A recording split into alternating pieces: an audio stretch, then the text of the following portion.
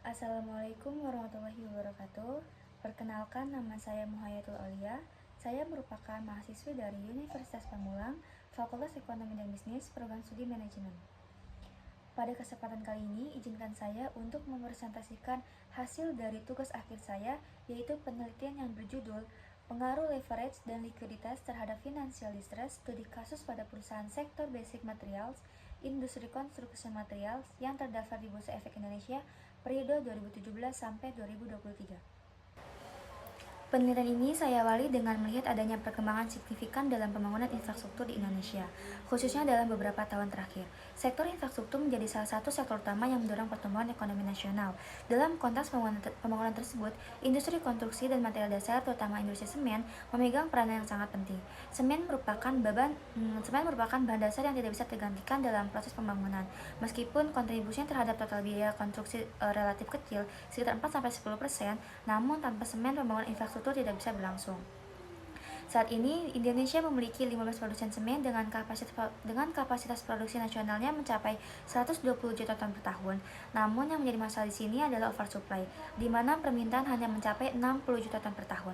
Hal ini juga dapat menyebabkan tekanan besar pada profitabilitas perusahaan semen. Kondisi oversupply yang berkepanjangan ini tidak hanya berdampak pada penurunan harga jual dan margin keuntungan perusahaan, tetapi juga meningkatkan risiko terjadinya financial distress. Financial distress sendiri yaitu kondisi penurunan kesehatan keuangan perusahaan tersebut benar-benar mengalami kebangkrutan. Tentu saja setiap perusahaan didirikan dengan harapan untuk memperoleh keuntungan dan dapat bertahan dalam jangka panjang. Maka dari itu penting bagi perusahaan untuk mampu mengantisipasi kondisi finansial distress tersebut. Di sini menurut Adana Ali, apabila dilihat dari segi keuangan, ada 3 kondisi yang menyebabkan financial distress, yaitu faktor kekurangan modal, beban hutang, dan bunga yang terlalu besar, serta menghadapi kerugian yang berkelanjutan. Setiap perusahaan harus menjaga ketiga aspek tersebut yang keseimbangannya saling terkait untuk menghindari financial distress yang berpotensi pada kebangkrutan. Ada beberapa faktor yang dapat mempengaruhi financial distress, yaitu di antaranya yang pertama leverage dan likuiditas. Leverage sendiri yaitu menunjukkan seberapa besar ketergantungan perusahaan dalam pembiayaan hutang. Leverage yang tinggi di sini mengindikasikan tingginya proporsi hutang perusahaan yang jika tidak disertai dengan pendapatan yang memadai dapat meningkatkan risiko gagal bayar dan memperburuk kondisi keuangan. Sementara itu, likuiditas sendiri yaitu menggambarkan kemampuan perusahaan dalam memenuhi kewajiban jangka pendeknya. Semakin tinggi tingkat likuiditas perusahaan, maka semakin besar kemampuan perusahaan dalam menjaga kestabilan keuangannya. Namun demikian, likuiditas yang tinggi saja tidak selalu menjamin perusahaan terbebas dari financial distress, apalagi jika tidak diimbangi dengan pengelolaan hutang yang baik. Pengelolaan hutang yang baik di sini adalah pengelolaan hutang yang memungkinkan perusahaan untuk memperoleh pendapatan dari kegiatan operasionalnya yang lancar. Dengan operasional yang berjalan dengan baik ini, perusahaan akan menghasilkan pendapatan yang stabil dan memperoleh keuntungan serta mampu untuk memenuhi kewajiban dengan tepat waktu, sehingga hal ini tuh membantu perusahaan terhindar dari financial distress. Masalah keuangan finansial distress ini dapat terjadi apabila likuiditas yang memadai tidak mampu mengatasi tingginya leverage yang dimiliki oleh perusahaan. Dari paparan latar belakang yang sudah saya paparkan, di sini saya akan menjelaskan rumusan masalah yang saya ajukan ada 3, yaitu apakah leverage berpengaruh signifikan terhadap financial distress, apakah likuiditas berpengaruh signifikan terhadap financial distress, dan apakah leverage dan likuiditas berpengaruh secara simultan terhadap financial distress. Berdasarkan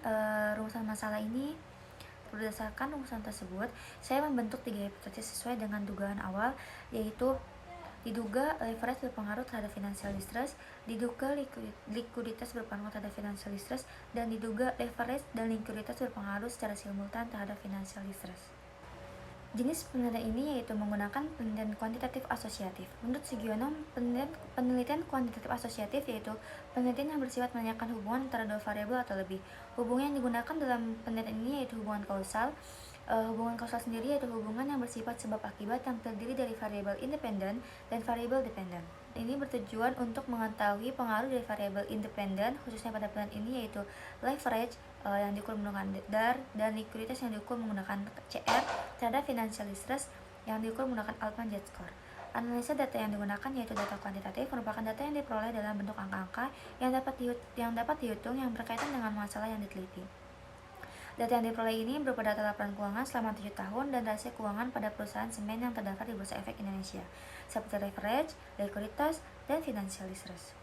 Populasi dalam penelitian ini sendiri yaitu perusahaan sektor basic materials, industri construction materials yang terdaftar di Bursa Efek Indonesia pada periode tahun 2017 sampai 2023 berdasarkan dokumen klasifikasi industri perusahaan tercatat yang diterbitkan oleh Bursa Efek Indonesia per tanggal 19 Januari 2021. Pengambilan sampel dalam penelitian ini menggunakan teknik non-probability sampling. Menurut Sugiono, non-probability sampling adalah teknik pengambilan sampel yang tidak memberikan peluang atau kesempatan yang sama bagi setiap unsur atau anggota populasi untuk dipilih menjadi sampel. Jenis non-probability sampling yang digunakan yaitu purposive sampling. Purposive sampling sendiri yaitu menurut Sugiono teknik pengambilan sampel dengan pertimbangan tertentu. Pertimbangan yang ditentukan oleh peneliti ini dalam mengambil sampel pada penelitian ini adalah perusahaan subsektor semen yang tergolong dalam sektor basic materials, industri construction materials yang terdaftar dalam Bursa Efek Indonesia pada tahun 2017 sampai 2023. Teknik analisis data yang saya gunakan yaitu teknik estimasi model regresi dengan menggunakan data panel. Data panel sendiri yaitu merupakan gabungan dari data cross section dan data time series. Dalam penelitian ini untuk mempermudah menganalisis maka diperlukan bantuan aplikasi IFIS 12. Yang digunakan tuh ada 3, CHAM, FEM, dan RAM.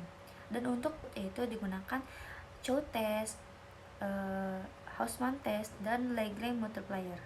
Dan ini juga saya menggunakan uji asumsi klasik yaitu uji normalitas, uji heteroskedasitas, uji multikolinearitas, dan uji autokorelasi. Selanjutnya yaitu hasil penelitian terdapat 3 kesimpulan utama. Yang pertama, leverage yang diukur menggunakan debt to asset ratio tidak berpengaruh signifikan terhadap financial distress. Hal ini terlihat dari hasil uji T dengan nilai prop 0,0087 lebih besar dari 0,05. Sehingga hipotesis yang pertama ini ditolak.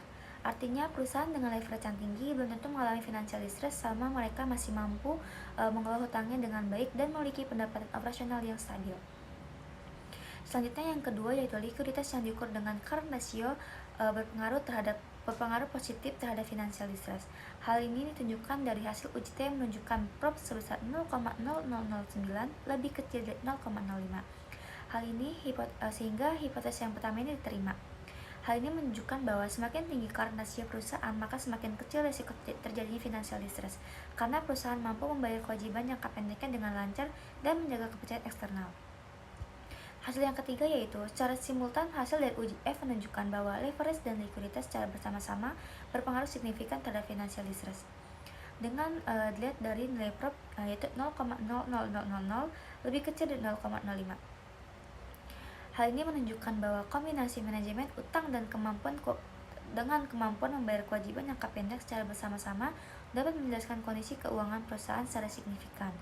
Dengan demikian, hasil penelitian ini menegaskan bahwa dalam menghadapi ketekanan industri seperti oversupply pada sektor semen, perusahaan harus menjaga keseimbangan antara struktur modal dan likuiditas agar dapat terhindar dari risiko financial distress.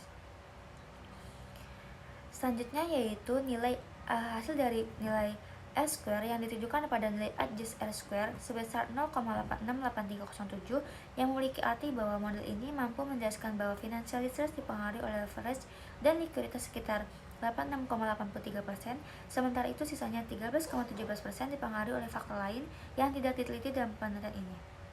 Demikian presentasi yang dapat saya sampaikan, kurang lebih mohon maaf. Wassalamualaikum warahmatullahi wabarakatuh.